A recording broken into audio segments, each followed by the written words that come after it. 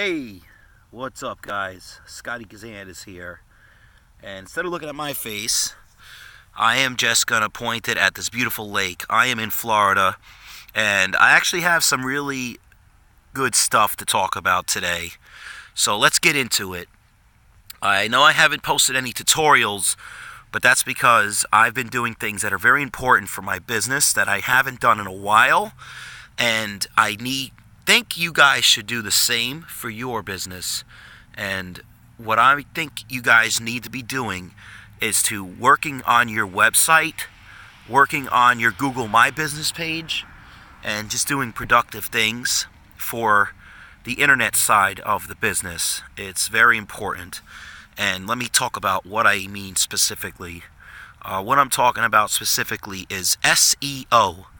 For those of you that don't know what SEO is, it's search engine optimization. And it is a little tricky. There's a lot of things about it that are a little bit hard to learn. But look at this little birdie. Where'd it go? Oh, birdie. So we'll just focus on the bird for now. So for example, SEO is like keywords. So if you're a balloon artist, balloon guy, balloon twister, balloon maker, entertainer, clown, magician, things like that. And you have to really optimize your website. So I went on GoDaddy and I did some major optimization for my website for each page, because don't forget, I'm not just a balloon artist, but I'm also a bubble maker. So I do bubble shows. So I had to change the keywords for the bubble shows and try to make that a little bit more better so that people can find me in natural search engines. Also, for example, the balloon decorations. So for balloon arches, balloon columns, I did some major keyword upgrades, and I really did a lot of work on the SEO of my website. And I also added new pictures. A lot of people don't update their website, and I was one of them. I haven't updated my website in over a year, but I finally, oh, duckies, how cute. So I finally decided to really upgrade my website. I added all the new pictures I took this year. And what I did was, for testimonials, I asked people to put testimonials on my Facebook page. And then I would forward people from my website to my Facebook page to see my testimonials. And you can link everything together. Your Facebook, your Instagram, and your website could be all connected to each other. And I really think you guys should focus on that, because it's important. It really is. Obviously, word of mouth is number one. Nothing beats word of mouth. But websites are major, and people definitely Google stuff, 100%. So the next thing I want to talk about is the Google My Business page. Everyone now, if you Google something, it has a Google My Business page, and you could update it and upgrade it and make it, just like a website, and it's very important. So I put a lot of time and effort into that as well, and I'm now working on trying to get reviews from my Google My Business page. I added pictures, and I definitely just tried to update like the services I offer and the services I can provide, because I'm trying to get natural hits. I'd rather not spend money on advertising and marketing and stuff like that, and I'd rather try to get people that find me naturally, and I want to end up on page one naturally. Like, that would be the move, So I definitely think you guys should focus on that. That bird is so cool. Look at that guy. Right now I'm at my mom's house in Florida. I'm spending the week here for Christmas.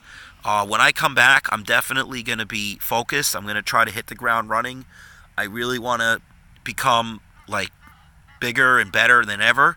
So I know I've been saying videos are coming, but I really mean it. I'm really going to get going on some stuff for sure. Like 100%, I'm going to get going on some stuff. And the other thing I did the other day was an Instagram boost, and I also did a Facebook boost on one of my posts.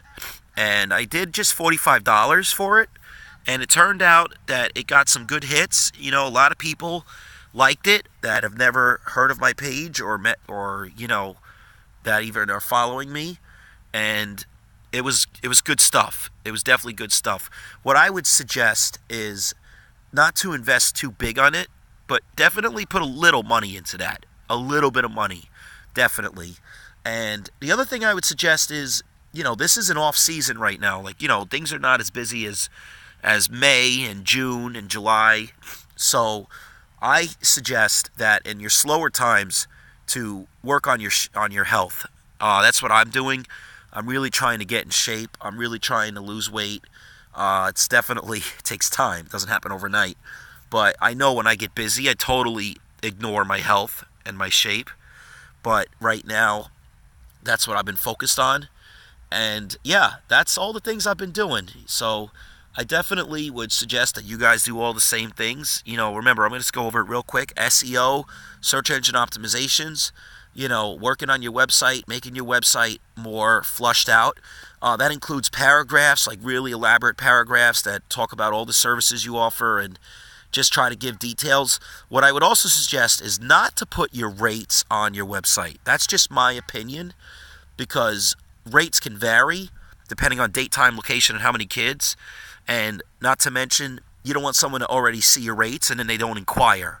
You know what I mean? Like, you'd rather have them inquire, and then you could maybe negotiate or, wheel and deal or convince them to hire you.